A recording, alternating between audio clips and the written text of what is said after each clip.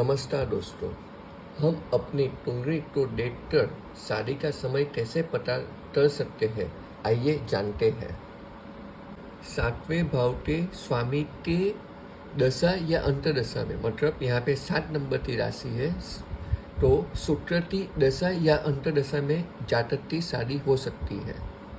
यदि शुक्र जिस भाव में बैठा है वह से सप्तम भाव की दशा या अंतरदशा में भी जातक की शादी हो सकती है।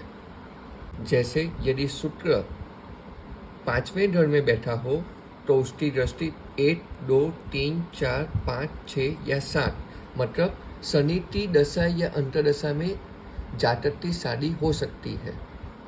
गुरु जहाँ बैठा है वहाँ से सप्तम भाव की दशा या अंतरदशा में लड़की की शादी हो सकती है।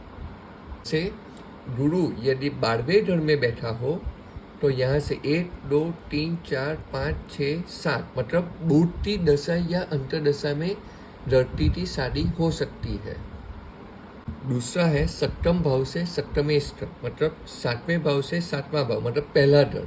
यदि पहला घर में जो राशि है उसके स्वामी की दशा या अंतरदशा पे, और यदि 8वें भाव में जो भी ग्रह बैठा हो उसकी दशा या अंतरदशा में, यदि यहाँ पे 7वें भाव में सूर्य बैठा हो तो सूर्य की दशा या अंतरदशा में, यदि बुध बैठा हो तो बुध की दशा या अंतरदशा में, और शुक्र की दशा या अंतरदशा में लड़के की शादी होती है, और गुरु की दशा या अंतरदशा में लड़की की शादी होती है। यदि आपको वीडियो पसंद आया तो लाइक, शेयर और सब्सक्राइब कर दीजिए।